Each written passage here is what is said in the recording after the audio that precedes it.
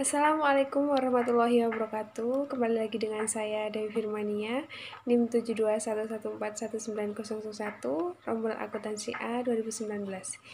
Di sini saya akan menjelaskan mengenai sistem informasi untuk keunggulan kompetitif. Yang pertama, perusahaan dan lingkungannya. Sistem fisik perusahaan merupakan sistem terbuka di mana ia berhadapan dengan lingkungannya.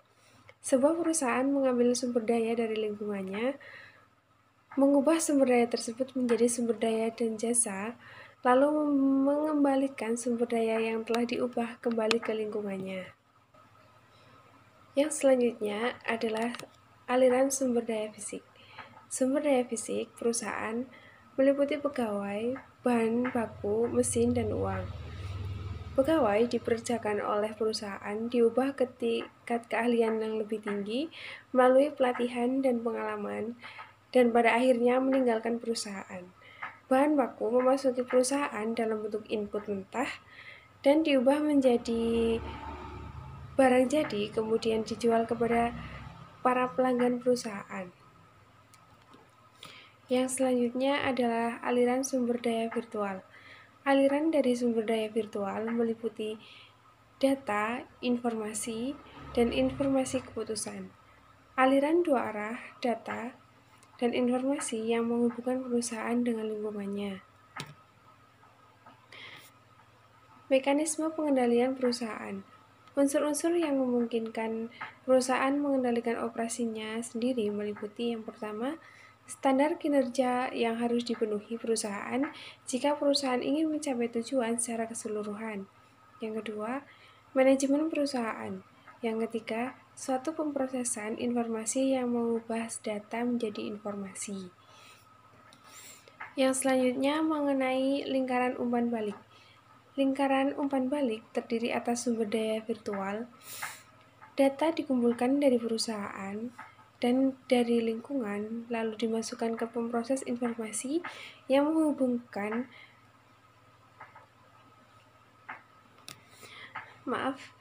mengubahnya menjadi informasi. Informasi yang diberikan kepada manajer untuk melakukan pengambilan keputusan yang mempengaruhi perubahan pada sistem fisik. Manajer akan dibantu dalam pengambilan keputusan oleh standar-standar kinerja perusahaan. Yang selanjutnya adalah perusahaan di dalam lingkungannya. Unsur-unsur lingkungan adalah organisasi dan individu yang berada di luar perusahaan dan memiliki pengaruh langsung maupun tidak langsung atas perusahaan. Model 8 unsur lingkungan. Yang pertama adalah pemasok atau supplier atau vendor. Memasok bahan baku, mesin, jasa, orang, dan informasi yang digunakan untuk perusahaan. Yang kedua adalah pelanggan atau customer.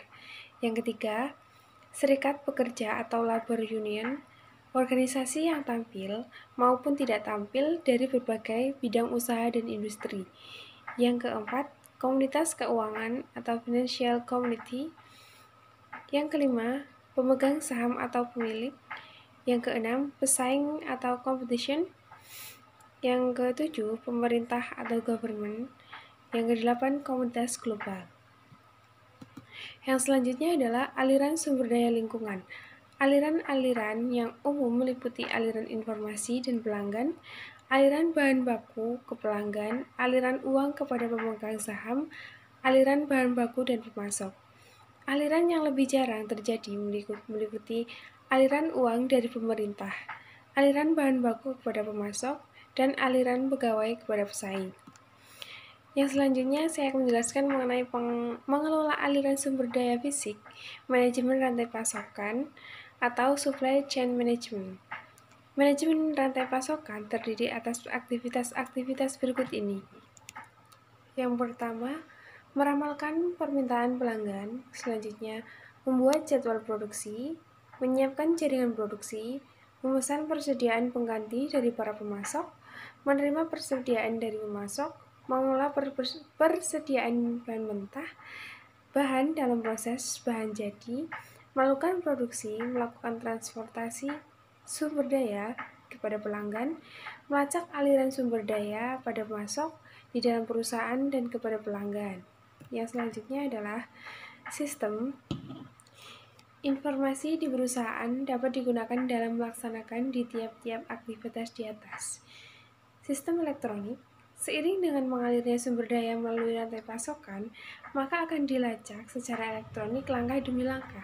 Seiring dengan bergeraknya sumber daya melalui rantai pasokan, setiap tindakan akan dicatat dalam terminal komputer yang terdapat di lokasi pemasok di dalam area penerimaan perusahaan. Yang selanjutnya adalah manajemen rantai pasokan dan sistem perencanaan sumber daya usaha. Manajemen rantai pasokan hanya salah satu sistem perencanaan sumber daya perusahaan atau ERP, namun memainkan peran yang sangat penting dalam operasi. Penggunaan sistem ERP dari vendor yang sama oleh para anggota dan dalam rantai operasi anggota di dalam pasokan akan membantu memfasilitasi aliran informasi rantai pasokan. Yang selanjutnya adalah keunggulan kompetitif. Keunggulan kompetitif dengan perusahaan memenuhi kebutuhan produk dan jasa pelanggannya, perusahaan tersebut akan berusaha untuk mendapatkan keunggulan di atas pesaingnya.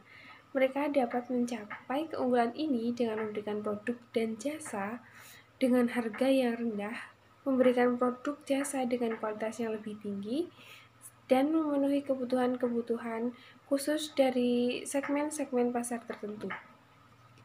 Selanjutnya adalah rantai nilai operator.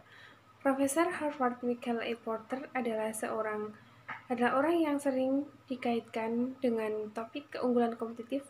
Porter menyatakan bahwa sebuah perusahaan meraih keunggulan kompetitif dengan menciptakan suatu rantai nilai yang terdiri atas aktivitas-aktivitas utama dan pendukung yang memberikan kontribusi kepada margin, dan margin adalah nilai dari produk dan jasa perusahaan setelah dikurangi harga pokoknya, seperti yang diterima pelanggan perusahaan. Yang selanjutnya, memperluas ruang lingkup rantai nilai. Sebuah perusahaan dapat mengaitkan rantai nilainya kepada rantai nilai pemasok dengan mengimplementasikan sistem yang membuat sumber daya input tersedia bila dibutuhkan. Ketika para pembeli produk perusahaan adalah organisasi, rantai nilai mereka akan juga dapat dikaitkan dengan rantai nilai perusahaan dan para anggota distribusinya. Karena setiap aktivitas nilai mencakup komponen internasional, mengelola sumber daya informasi sebuah perusahaan adalah langkah paling penting dalam meraih keunggulan kompetitif. Dimensi-dimensi keunggulan kompetitif. Keunggulan kompetitif dapat direalisasikan dalam hal mendapatkan keunggulan strategis, taktis, dan rasional. Pada tingkat manajerial tertinggi, tingkat perencanaan strategis, sistem informasi dapat digunakan untuk mengubah arah suatu perusahaan dalam mendapatkan keunggulan strategisnya. Keunggulan strategis adalah keunggulan yang memiliki dampak fundamental dalam membentuk operasi perusahaan. Keunggulan operasional adalah keunggulan yang berhubungan dengan transaksi dan proses sehari-hari suatu situs web yang mengingat pelanggan dan preferensi mereka dari transaksi-transaksi masa lalu akan mencerminkan suatu keunggulan operasional. Tantangan dari pesaing global. Yang pertama, kebutuhan khusus untuk pemrosesan informasi di perusahaan multinasional, kebutuhan khusus untuk koordinasi di perusahaan internasional. Keuntungan koordinasi yang pertama, fleksibilitas dalam merespon pesaing di berbagai negara di pasar, kemampuan untuk menyamai kebutuhan pasar di seluruh dunia, mengurangi biaya operasi secara keseluruhan, peningkatan efisiensi dan efektivitas dalam memenuhi pelanggan. Tantangan dalam mengembangkan informasi global yang pertama, kendala-kendala politis, rintangan budaya dan komunikasi, masalah teknologi, kurangnya dukungan dari manajemen anak perusahaan. Manajemen pengetahuan sumber daya informasi sebuah perusahaan terdiri atas peranti keras komputer, peranti lunak komputer, spesialis informasi, dan lain sebagainya. Perencanaan strategis untuk sumber daya informasi. Yang pertama, Chief Information Officer and Chief Technology Officer. Yang kedua, perencanaan strategis bagi perusahaan. Yang ketiga, rencana strategis untuk area-area bisnis. Kandungan inti rencana strategis sumber daya yang pertama, sasaran yang akan dicapai oleh setiap kategori sistem sepanjang periode waktu yang dicakup oleh rencana. sumber daya informasi yang dibutuhkan untuk mencapai sasaran tersebut. Demikian penjelasan dan pemaparan yang saya sampaikan. Saya akhiri. Wassalamualaikum warahmatullahi wabarakatuh.